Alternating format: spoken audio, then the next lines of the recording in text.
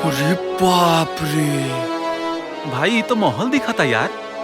हाँ रे, ये तो बड़का घर के लागतिया। जाए से पहले सोच ले बाबू, कहीं कुछ गड़बड़ ना हो जाए।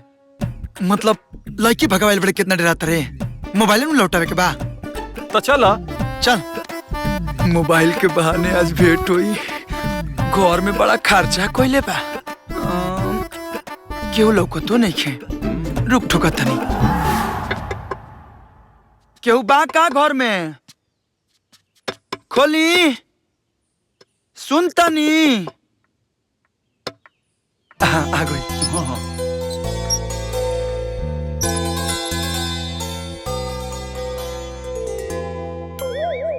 का ऐसे का दिखत तारू? चिन्हत नहीं खू का? ना केकरा से मिले के बा? अच्छा मतलब नाम याद बा, चेहरा भुला गेल बड़ी। का मतलब? ओ बहुत बढ़िया बा। घर के बाहर भड़कीली और घर के अंदर शर्मीली। आप ई सब का कहतानी? साफ साफ बताए आपके केकरा से मिले के बा? तारा से। अब देखो ढेर नौटंकी मत करो। शहर से बाइके से हमके गाँव आयल बनी जा। भर रास्ता दूर फाकत। फोन पे तो कहत रहो कि आ जाइए ना, अब आगे बन जाए तो ऐसे काहे करता रू? बंसी काका, देखा ई कौन लड़का हमसे बदतमीजी कर रहा था? तू हमरा के बदतमीजी। भाई बढ़िया काका। भाई यहाँ से चल यहाँ से निकल। अरे निकाल रे यहाँ से। भाई चल ना तो मरा जाइबे। बहुत बड़ घर के लड़की है। छोड़। ए भाई चल ना। बड़ घर के है तो एकरा मतलब का? बेइज्जती करी। ए बेइज्जती के जब तक हम बदला ना ले तब तक हम इजे रहो। भाई बदला ले लिए पर चल पहले। चल चल चल। सुन। हाँ ए गाँव में तोर कौन दोस्त रहनु? हाँ सुनील बाबा चल। हाँ चल इनकरा के तना छोड़ब।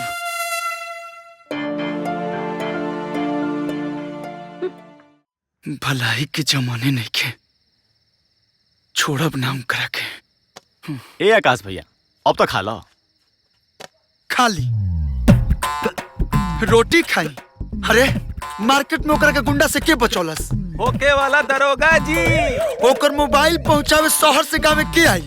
होके वाला दरोगा जी। आउ हमरा के अपना घरे बुला के इतना बड़का बेइज्जती कैलस। आई कहता हम खाई।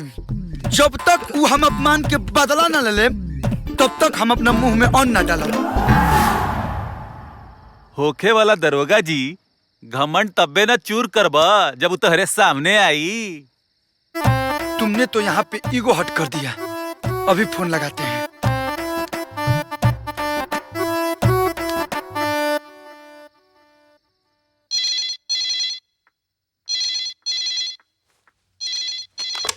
हेलो।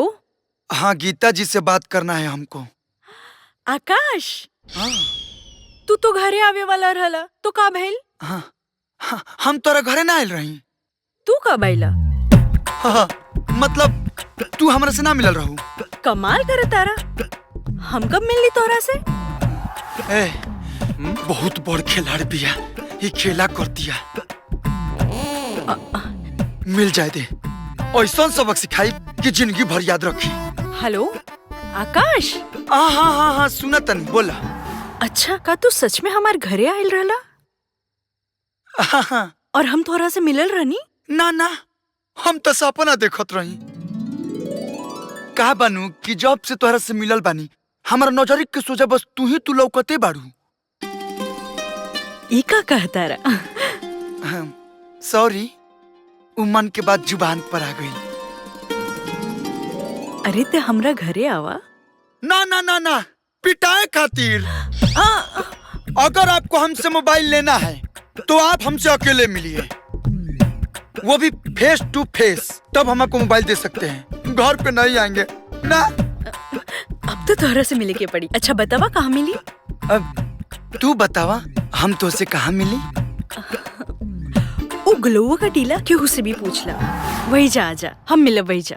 ठीक बा कल मिलते हैं।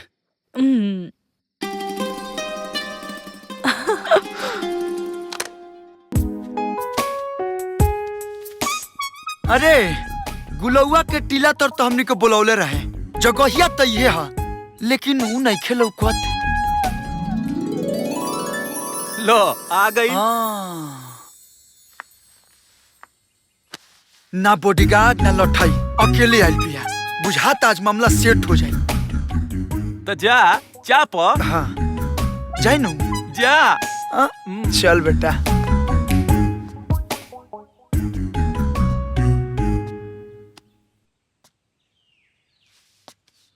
हम बुलौनी और तू भागल चले एलू।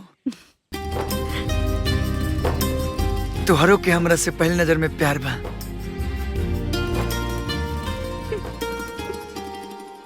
अरे कुछ बोलबू कि असही ला जाते रहबू। फोन पर तो बड़ा चहक के बोलेलू आ सामने वाले पे तारा का हो जाला। बड़ा हंसी आवता। मतलब आज कौन नाटक सोचले बड़ू? पहले इतना प्यार से अपना घरे बुलालू, हम कुछ सोचे ना बुझनी, बाइक उठौनी और तारा हवेली पे पहुंच गई। ना जाने कितना के डीजल खर्चा भइल हो। आप पहचानल तो दूर अपना हरिया बंसी का के बुलवा लू हमरा के पिटवावे खातिर। ई मत सोचियो कि हम तोरा के अपन प्यार के इजहार करे खातिर बोलोले बनी। हैले पकड़ अपन मोबाइल। तोरा जैसन सरफिरी घमंडी से कोनो पागले होई जे प्यार करी।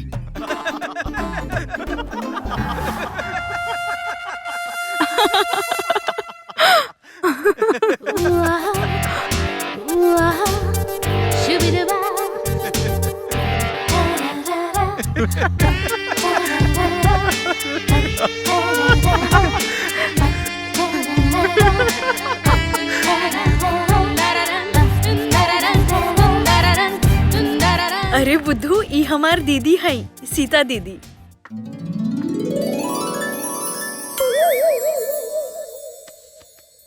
तू इनसे मिलल रहला वो दिन घर पे।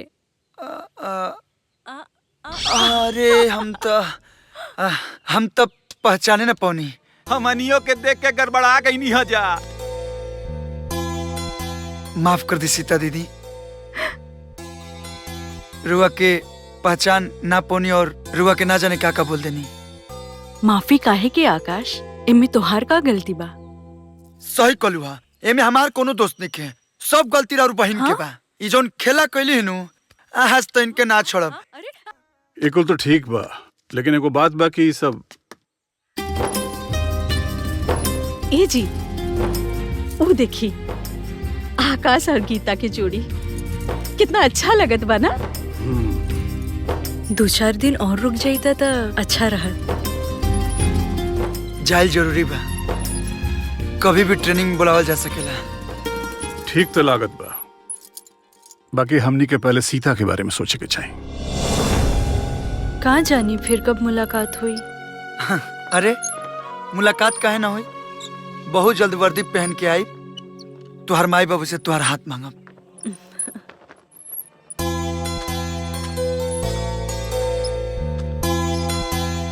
अरे दीदी,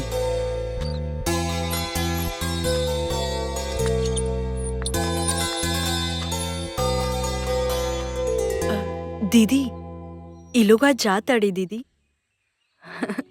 मालूम बा, कितने बार बताइबे। आकाश फिर कब आवे के बा? राउर शादी में पक्का है। जब तुहार शादी हो जाई तब बे नहीं दोनों के नंबर आई। ना सुधरबे। कुंडली तो मिल गई बा। बुधवार के लइका वाला लोग सीता के देखे आ रहल बड़े। हाँ, आवत तो बाड़े लोग। ए जी, आवे ले लोग सीता के देखे और पसंद कैले वेले गीता के। हमार सीता के मन में का गुजरत हुई।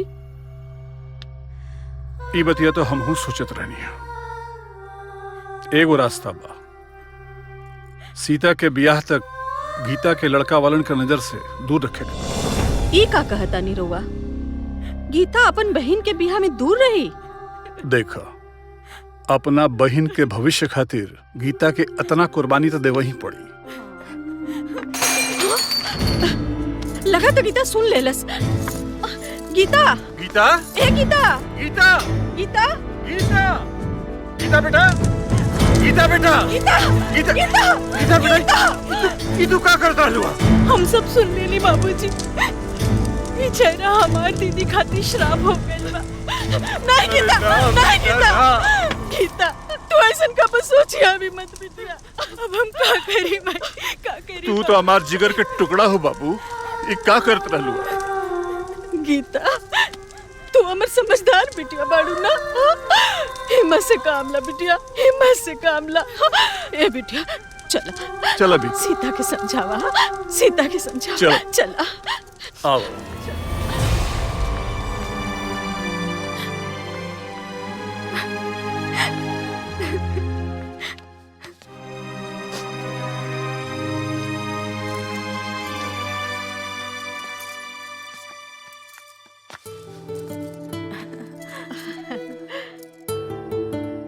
सीता आज तोरे मामा के फोन आइल रहे। गीता के दाखिला कंप्यूटर क्लास में हो गइल बा।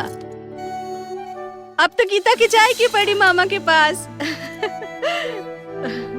अरे ई गर्दन काहे खुजावेलू? इहे ना तू चाहत रहलू? हो गइल एडमिशन हमार। अब तो खुश बाड़ो ना तू? खूब पढ़ा, खूब नाम रोशन करा माई बाबूजी के। इहे तो तू चाहत रहली ना। अब तू लोग बैठ के बतियावा, हमनी के चल जाओ। आवा।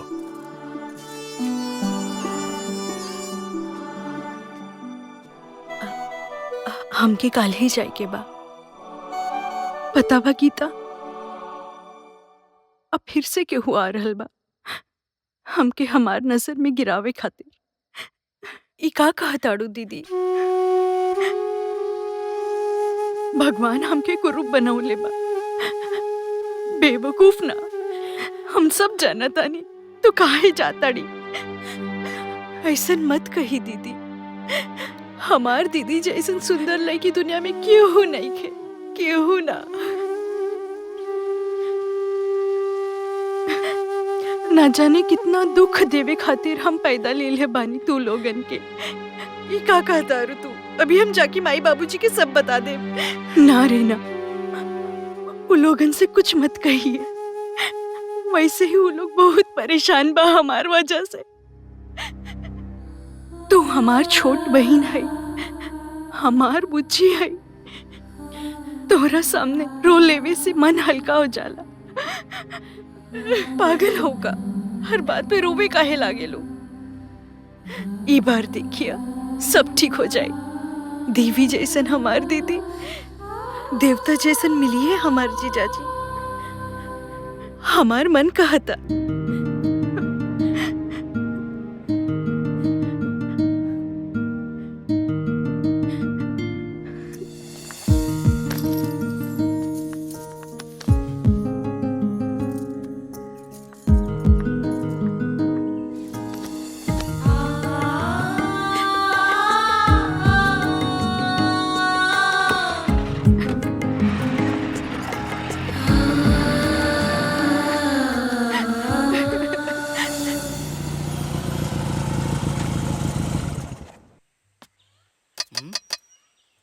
हाँ ये देखो। हाँ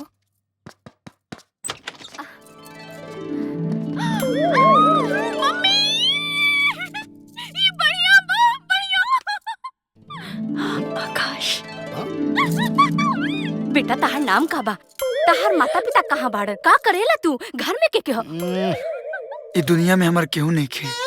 कोनो बात ना बेटा, आवा आवा बैठा बैठा। चला चला नाश्ता पानी कर ला। मामी ये आकाश है, इहो रॉन्ग नंबर लग गइल है। चला। इनकर हमेशा रॉन्ग नंबर लागल रे बिटिया। ब्रिजभूषण जी के इलाका में के ना चीनेला अर्जुन बाबू। जी जी 3-3 बार विधानसभा के चुनाव जीतले। धन्य भाग हमार की उनकर परिवार हमरा घरे पधारो। भैया के देहांत के बाद हम तो पुलिस के काम में व्यस्त रहने, घर के सारा जिम्मेदारी राघवेंद्र जी उठावेलन। पत्नी अगर नेक और समझदार होखे तो आदमी बड़ से बड़ काम कर सकेला। जी यही से बरमदेव बाबू, बड़ा खोजबीन के बाद हमरा बहन के खाली एगो रौरे परिवार पसंद आयल। अरे इस सब तो आप सबे के मेहरबानी बा। धन्य भाग हमार। गंगा जी सीता के अंदर ले जाओ। जी चला बिटिया।